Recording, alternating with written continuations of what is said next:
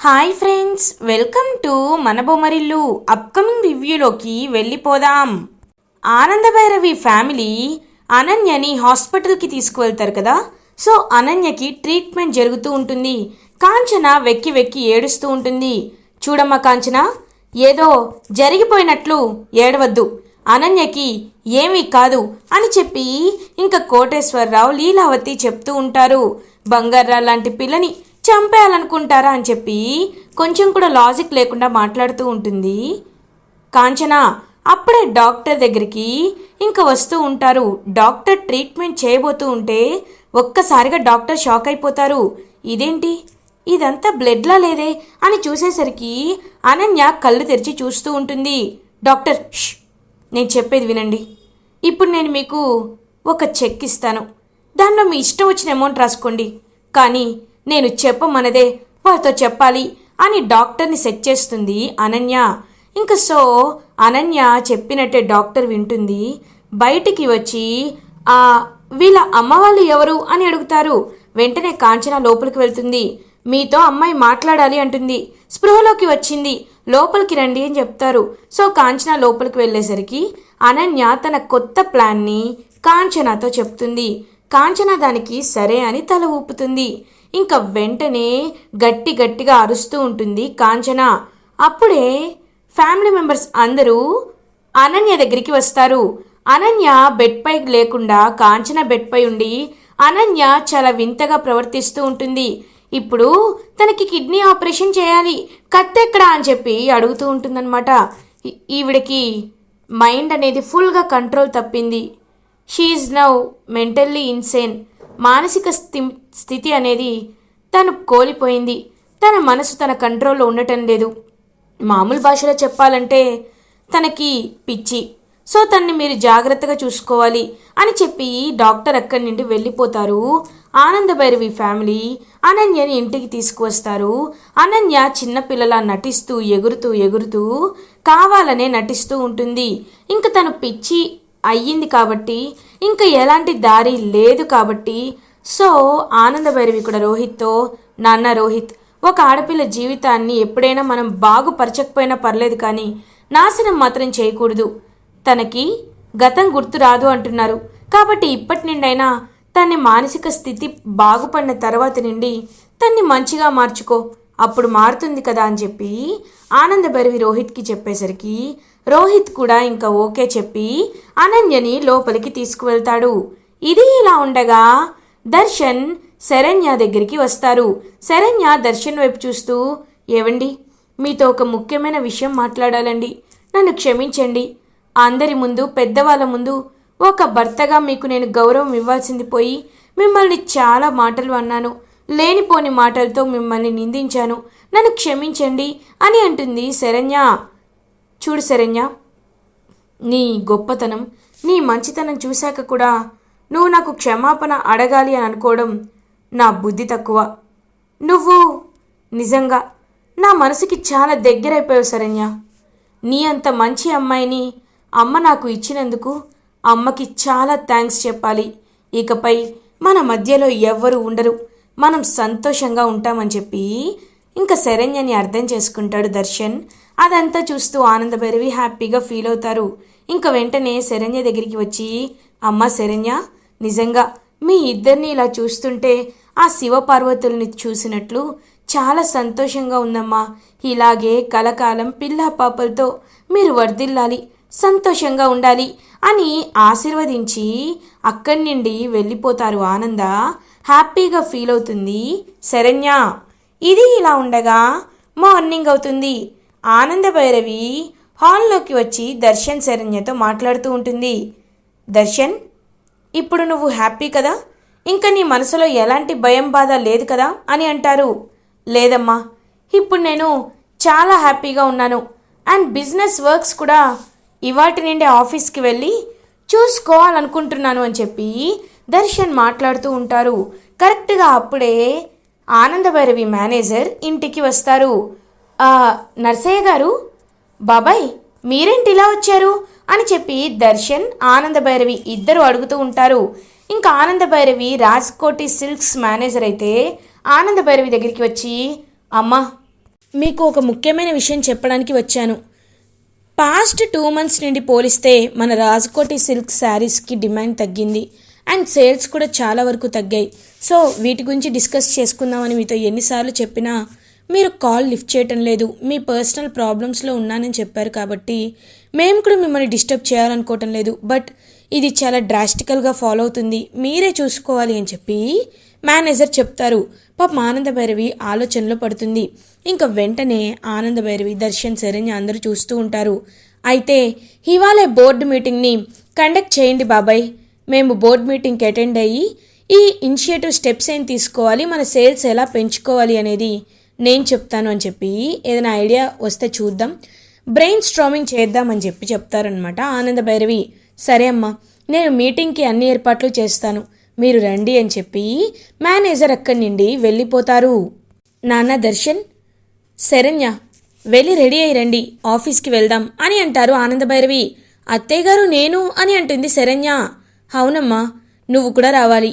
ఈ ఇంట్లో ప్రతి కుటుంబ సభ్యులకి, తెలివితేటలు ఉన్న వాళ్ళందరికీ బోర్డ్ మీటింగ్లో కూర్చునే అవకాశాన్ని మన కుటుంబం కల్పిస్తుంది. ఏమంటావక్కయ్యా అని అడుగుతారు ఆనంద భైరవి. అవును శరణ్య, నువ్వు కూడా రావాలమ్మా అని చెప్తారు. సరే అని చెప్పి అందరూ బయలుదేరుతుంటే పాపం రోహిత్ సైలెంట్గా ఉంటాడు. ఇంకా రోహిత్ దగ్గరికి వస్తారు ఆనంద భైరవి. ఆనంద భైరవి రోహిత్ దగ్గరికి వచ్చి, నాన్న రోహిత్, ఏంటి నువ్వు రెడీ అవ్వకుండా ఉన్నావు? నువ్వు కూడా ఆఫీస్కి రావాలి నాన్న అని అంటారు. పిన్ని, నేను అని అంటారు రోహిత్. చూడు నాన్న, గతంలో జరిగిపోయింది పక్కన పెట్టు. ఒకప్పుడు నువ్వు కుటుంబం విలువ తెలుసుకోకుండా ప్రవర్తించావు, కుటుంబానికి దూరంగా ఉన్నావు. కానీ ఇప్పుడు నీకంటే కుటుంబం గురించి ఎక్కువగా ఆలోచించే వాళ్ళు ఉంటారా? నువ్వు కూడా మాలాగే ఆలోచిస్తున్నావు. అలాంటిది నిన్ను ఇంకా దూరం పెట్టాలని అనుకోవటం లేదు దర్శన్ అని అంటారు ఆనంద. అవునన్నయ్య, నువ్వు కూడా బోర్డ్ మీటింగ్కి రావాలి, నువ్వు నా మాట కాదనకూడదు, రా బయలుదేరదామని చెప్పి ఇంకా ఆనంద భైరవి, శరణ్య, దర్శన్, లీలావతి, రాజేశ్వరరావు, కోటీశ్వరరావు, రోహిత్ అందరూ కలిసి బోర్డ్ మీటింగ్కి అటెండ్ అవుతారు. ఇంకా మొత్తం రిప్రజెంట్ చేస్తూ ఉంటారనమాట మేనేజర్. మేడం, గత నెలలో ఇదిగోండి ఇలా ఉన్నాయి. లాస్ట్ ఇయర్ ఏమో మన సేల్స్ అనేవి 1 lakh crore టచ్ అయింది. బట్ ఈ ఇయర్కి వచ్చేసరికి ఇట్స్ జస్ట్ 20,000 crores మేడం. ఎందుకు ఇలా డ్రాస్టిక్గా ఫాలో అయిందో అర్థం కావట్లేదు. మన ప్యాటర్న్ని, మన వే ఆఫ్ స్టైల్ని వేరే వాళ్ళు కాపీ చేసి, ఇమిటేట్ చేసి వాళ్ళ బ్రాండ్గా చిత్రీకరించుకుంటున్నారు. కాబట్టి మనం వీటికి ఏదో ఒక ఇనిషియేటివ్ తీసుకోవాలి మేడం అని అంటారు మేనేజర్. ఇంకప్పుడు దర్శన్, శరణ్య అందరూ ఆలోచిస్తూ ఉంటారు.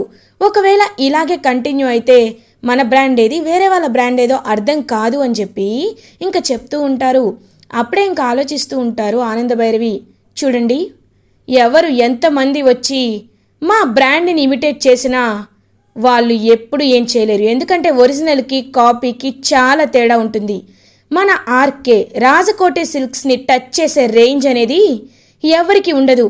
ఆ విషయం పక్కన పెడితే ముందు జరిగే లాస్ని, అసలు మనకు డిమాండ్ ఎందుకు తగ్గింది అనే విషయాల్ని మనం ఆలోచించాలి. సేల్స్ని ఇంకా ఇంట్రెస్టింగ్గా చేయాలి అని చెప్పి ఆలోచిస్తూ ఉంటారు.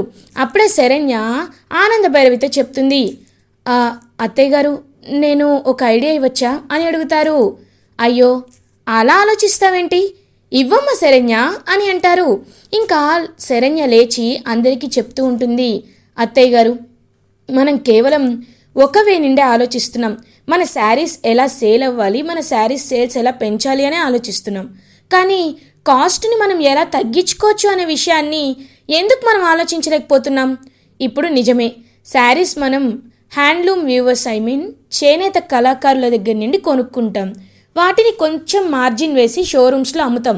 కానీ ఒకవేళ ఫర్ ఎగ్జాంపుల్ 10,000 ఉన్న చీరని మనం ఒక 5,000 యాడ్ చేసుకొని 15,000కి అమ్ముతాం.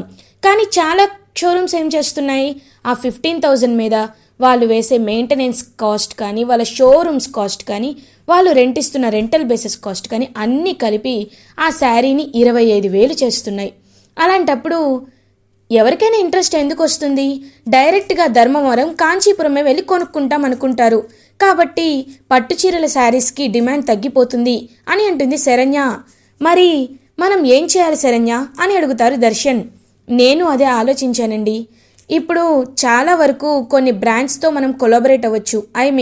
మన షోరూమ్ పక్కనే వాచ్ షోరూము, టిటాన్, ఫాస్ట్ ట్రాక్ ఇలాంటి వాళ్ళు చాలామంది వేరే వేరే షోరూమ్స్లో ఒక కార్నర్ ఇచ్చేసి వాళ్ళకి బ్రాండ్ ప్రమోట్ చేయడానికి ఉంచుతారు. సెకండ్ హ్యాండ్ వాచెస్ అని సేల్ చేస్తూ ఉంటారు. కానీ మనం అలా చేయకూడదు. మన తెలుగుదనాన్ని, మన వంశాన్ని, వారసత్వాన్ని, మన తెలుగు అంటే ఏంటి, మన తెలుగు భాష అంటే ఏంటి, మన కల్చర్ అంటే ఏంటో తెలిసేలా మనం ఒక పని చేయొచ్చు. కొండపల్లి బొమ్మలని మనం తీసుకురావచ్చు. ఆ బొమ్మలు తయారు చేసే వ్యక్తులు మన షోరూంలోనే ఒక కార్నర్కి వాళ్ళకి ప్లేస్ ఇస్తే కొండపల్లి బొమ్మల్ని తయారు చేసి అక్కడ పెడతారు. అప్పుడు ఆ బొమ్మలు కొనడానికి కూడా చాలామంది వస్తారు. పట్టు చీరలని చిన్న చిన్న బొమ్మలకి కట్టి అవి ఎలా ఉంటాయో, మన తెలుగుదనం ఎలా ఉంటుందో ఉట్టిపడేలా చేస్తే అప్పుడు వచ్చే కస్టమర్లకు కూడా ఇదంతా చూసి చాలా ఇంట్రెస్టింగ్గా ఉంటుంది. మనం దేన్నైనా ఒక కల్చర్ని డెవలప్ చేస్తామనే ఒక ఆసక్తి వాళ్ళకు కలుగుతుంది. సో ఈ విధంగా వాళ్ళకు మనం రెంట్కి తక్కువ రేటుకి ఇచ్చి మనకి రెంట్ వస్తుంది. సో మనం శారీస్ని కూడా కాంపిటీటర్స్తో పోలిస్తే తక్కువ కాస్ట్కి కూడా మనం అమ్మచ్చు అని చెప్పి ఇంకొక ఐడియా ఇస్తుందన్నమాట శరణ్య. అందరూ ఒక్కసారిగా క్లాప్స్ కొడతారు. శరణ్య, నిజంగా చాలా బాగా ఆలోచించావమ్మా. ఇప్పటికిప్పుడే మనకి ప్రాబ్లం వచ్చినా నువ్వు ఇంత దూరం వెళ్ళి ఆలోచిస్తావని అస్సలు అనుకోలేదు అని చెప్పి ఇంకా లీలావతి వాళ్ళందరూ క్లాప్స్ కొడుతూ ఉంటారు. ఇంకా అందరూ ఆనంద భైరవి అందరూ అప్రిషియేట్ చేస్తూ ఉంటారనమాట శరణ్యని. అయితే రేపే మనం ఘనంగా పార్టీని అరేంజ్ చేయాలి. కొండపల్లి బొమ్మల కళాకారులతో మాట్లాడి వాళ్ళు మనం కలిసి పని చేస్తే వాళ్ళకి మన లాభాల్లో వాటా ఇస్తే సంతోషంగా ఫీల్ అవుతారు. రేపు పార్టీని అరేంజ్ చేయండి. మేనేజర్ బాబాయ్, రేపు ఎంప్లాయీస్ని కూడా ఇంటికి రమ్మని చెప్పండి. వాళ్ళకి బోనస్ ఇస్తాను. నా కొడుకు కోడలు కలిసినందువల్ల లాభాలు లేకపోయినా మనం ఎప్పటికీ మన ఎంప్లాయీస్, మన ఉద్యోగులని ఎప్పటికీ కింద స్థాయిలో చూడము అని చెప్పడానికే బోనస్ ఇస్తాను అంటున్నాను. ఎవరైనా లాభాలు వచ్చినప్పుడు ఇస్తారు, కానీ నేను నష్టాల్లో ఉన్నప్పుడైనా ఇస్తాను. అప్పుడు వాళ్ళకి మనపై నమ్మకం పెరుగుతుంది. కాబట్టి రేపు మా ఇంట్లో ఒక పూజ జరుగుతుంది. అలాగే బోనస్లు కూడా పంపిణీ జరుగుతుంది. నా కోడలు శరణ్య చేత్తోనే బోనస్లని ఇచ్చేలా చేస్తాను. అండ్ ఆ కొండపల్లి బొమ్మల కాంట్రాక్టర్స్ని కూడా పిలిపించండి అని చెప్పి ఆనంద భైరవి అక్కడి నుండి వెళ్ళిపోతారు. అదంతా చూస్తూ చాలా హ్యాపీగా ఫీల్ అవుతుందన్నమాట శరణ్య. ఇంకా ఫ్యామిలీ మెంబర్స్ అందరూ హ్యాపీగా ఇంటికి రీచ్ అవుతారు. ఆనంద భైరవి అలా కారులో వస్తూ ఉంటే అక్కడ సమీర కనబడుతుంది. ఒక్కసారిగా ఆనంద భైరవి కార్ ఆపి చూస్తుంది. ఈ సమీర ఏంటి ఇక్కడేం చేస్తోంది అని చెప్పి సమీర వైపు చూస్తూ ఉంటుంది. సమీర ఒక కానిస్టేబుల్ని కలిసి, సార్, మా అన్నయ్య లోపల ఉన్నాడు. అతనికి బెయిల్ తీస్తానంటే ఏ లాయర్ ఒప్పుకోవటం లేదు. మా అన్నయ్య బయటకు వచ్చే మార్గం ఏంటో చెప్పండి సార్ అని చెప్పి బ్రతిమలాడుతూ ఉంటుంది. చూడమ్మా, కేసు పెట్టిన వాళ్ళు చాలా పెద్దవాళ్ళు. నువ్వు డబ్బులు ఇస్తానన్నా ఎవ్వరూ లాయర్లు నీ దగ్గరికి రారు. వాణ్ణి ఎన్ని రోజులు ఉండనిస్తావో ఉండనివ్వు. ఎందుకంటే మీ అన్నయ్య పెద్ద ఫ్రాడ్ పని చేశాడు. మామూలు పని కూడా కాదు కదా అని చెప్పి ఇంకా కానిస్టేబుల్ అక్కడి నుండి వెళ్ళిపోతారు. ఆనంద భైరవి ఆ కానిస్టేబుల్ దగ్గరికి వెళ్ళి, ఏమైంది, ఎవరు తను అని అడుగుతారు. తెలీదు మేడం, లోపల అరెస్ట్ అయ్యాడే, అదే అమ్మాయిని బ్లాక్మెయిల్ చేస్తూ ప్రకాష్ అనే అబ్బాయి, అతని చెల్లెలంట. మా అన్నయ్యకి ఎలా అయినా బెయిల్ రావాలని ఆలోచిస్తోంది అని అంటారు. ఒక్కసారిగా ఇంకా షాక్ అయిపోతారు ఆనంద భైరవి. అంటే ఈ ప్రకాష్, ఈ సమీర ఇద్దరు అన్న చెల్లెల్లా? అంటే నా కొడుకు కూతుర్లపై ఇంతలా పగబట్టారా? ఖచ్చితంగా చెప్తా అని చెప్పి ఇంకా అలా చూస్తూ ఉంటారనమాట. వెంటనే ఆనంద భైరవి ఇంటికి రీచ్ అవుతారు. ఫ్యామిలీ మెంబర్స్ అందరూ రేపు బోనస్లు ఇస్తున్నారు అండ్ ఇంట్లో ఒక పెద్ద ఫంక్షన్ ఉందని చెప్పేసరికి హ్యాపీగా ఫీల్ అవుతూ ఉంటారు. అప్పుడే కరెక్ట్గా శరణ్య దగ్గరికి దర్శన్ వస్తాడు. శరణ్య, రా బయటికి వెళ్దాం అని చెప్పి బయటికి తీసుకువెళ్తాడు. ఎక్కడికండి అని అడుగుతుంది. రా, ఇదిగో ఇచ్చుడు, ఇక్కడ పానీపూరి చాలా బాగుంటుంది. నేను చాలా రోజుల క్రితం తినాలనిపిస్తోంది అని అంటారు. పాపం శరణ్య ప్రేమగా చూస్తూ ఉంటుంది. ఏమైంది శరణ్య, ఒకప్పుడు నువ్వంటే నాకు ఇష్టం లేదనుకొని నా ఇష్టాలేమీ నీతో షేర్ చేసుకోలేదు. కానీ ఇప్పుడు నువ్వే నా లైఫ్ లాంగ్ పార్ట్నర్వి కాబట్టి నీతో అన్ని ఇష్టాలని షేర్ చేసుకోవాలనుకుంటున్నాను.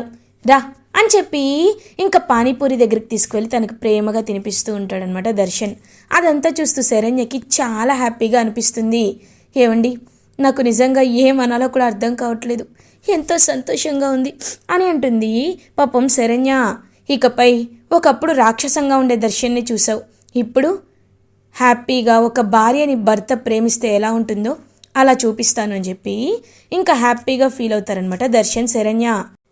ఇలా ఎపిసోడ్ ఎండ్ అవుతుంది. ఫర్దర్ ఎపిసోడ్ రివ్యూస్ ముందుగా మీకు కావాలి అనుకుంటే మా ఛానల్ని సబ్స్క్రైబ్ చేసుకోండి.